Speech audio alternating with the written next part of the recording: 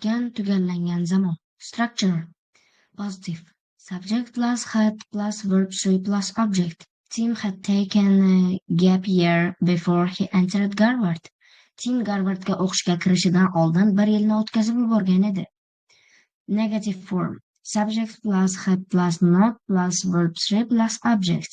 I had not eaten at that restaurant before today. Men bugungacha o'sha restoranda ovqatlanmagan edim. Question form. Had plus subject plus verb 3 plus object. Had you know about the decisions? Bular imzolagan shartnoma haqida bilarmidingiz? When and where do we use it? Qachon va qayerda ishlatamiz? First. Agar o'tgan zamondagi ish harakat boshqa bir ish harakatdan oldin sodir bo'lsa. After Behruz had finished his work, he went to lunch. Behruz ishini tugatib, tushlikka chiqib ketdi. Second. Agar biror bir ish harakat o'tgan zamonda aniq bir vaqtdan oldin sodir bo'lgan bo'lsa, biz past perfect mavzusidan foydalanamiz. My friend had never been to Paris before last year.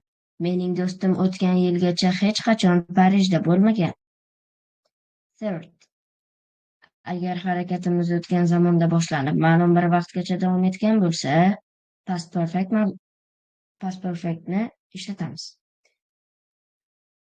I had owned that house for 10 years before it sold. U uy sotilishidan 10 yil avval meniki bo'lgan. Keywords, kalit so'zlar.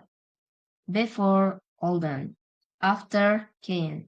By the time, gacha, qadar. Already, allaqachon. Just, endigina, hozirgina. Until, gacha. By the time, sinonim. Never, hech qachon. Ever, qachondir. Once, bir marta.